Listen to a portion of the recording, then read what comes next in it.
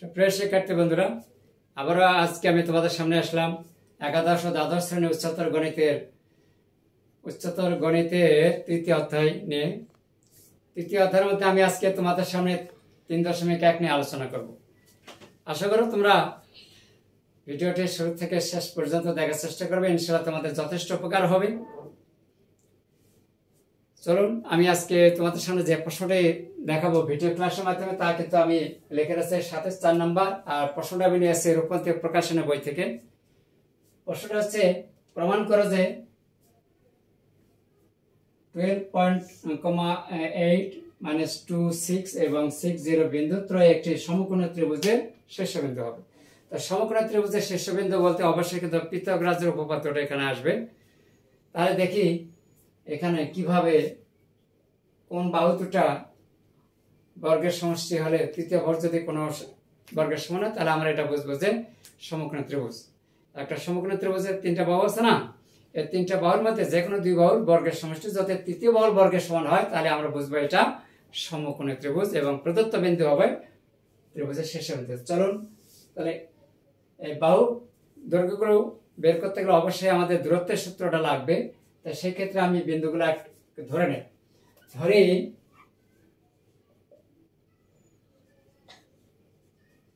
প্রদত্ত বিন্দু ত্রয় যথাক্রমে এ হচ্ছে 12.8, বি হচ্ছে -2 6 এবং সি হচ্ছে 6 0।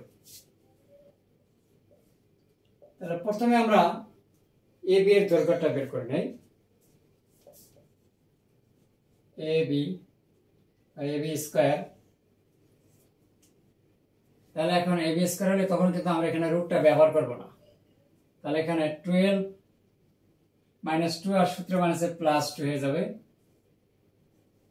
12 + 2 স্কয়ার প্লাস 8 -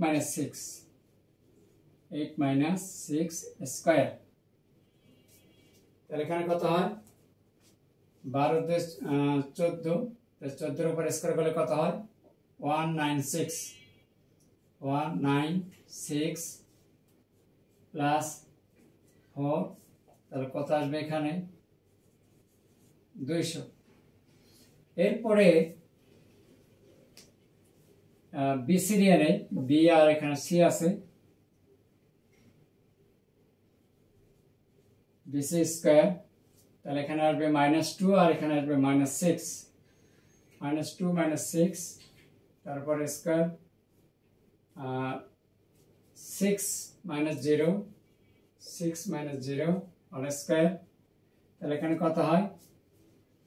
-8 স্কয়ার করলে 18 64 অর্থাৎ 64 প্লাস 36 বাদ দিলে কিন্তু 180।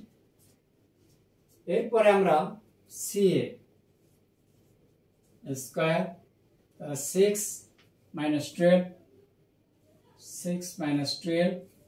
Whole square plus 0 - 8 whole square. তাহলে এখানে 12 থেকে অর্থাৎ 12 থেকে 6 বিয়োগ করলে এখানে -6, তার উপর স্কয়ার করলে 36 অর্থাৎ 36 প্লাস এখানে 64, 8 এর উপর স্কয়ার করলে 64, মাইনাসটা প্লাস হয়ে যাবে। তাহলে যোগ করলে আমরা কত পাই?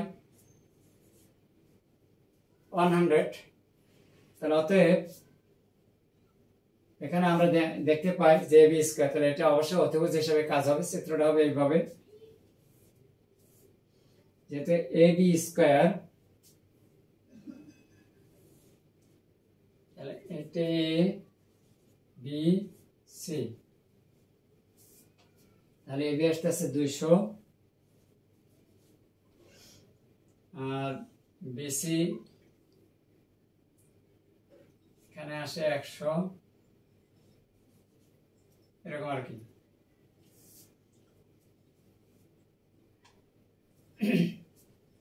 তাহলে এখন এই যে কোনো দুই বর্গের সমষ্টি, তাহলে কি আসতেছে? BC square plus CA square, তাহলে বিসি স্কয়ার মান হচ্ছে 100 প্লাস সিএ স্কয়ার মান কিন্তু 100, যোগ করে হয় 200 সমান সমান এবি স্কয়ার। তা সুতরাং প্রদত্ত বিন্দু তিনটি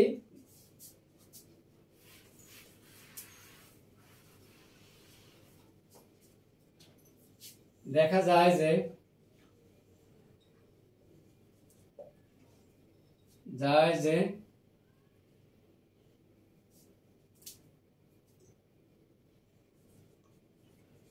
এবি স্কয়ার ইকুয়াল কত, BC square plus CA square. সুতরাং প্রদত্ত বিন্দু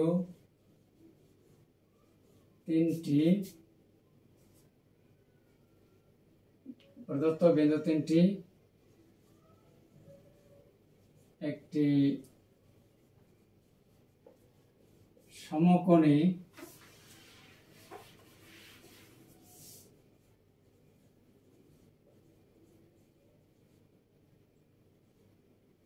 ত্রিভুজের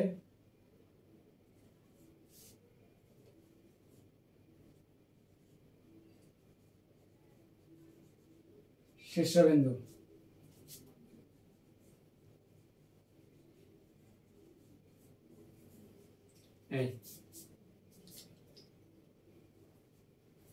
আশা করি তোমরা বুঝতে পেরেছ। এটা ছিল ৭৭ নাম্বার। ভিডিওটি কেমন লেগেছে তা অবশ্যই কমেন্টের মাধ্যমে জানিয়ে দেবে, সেই সাথে অন্যদেরকে জানার জন্য একটু বেশি বেশি শেয়ার করে দেবে। ধন্যবাদ সবাইকে, ভালো থাকবেন, সুস্থ থাকবেন, আল্লাহ হাফেজ।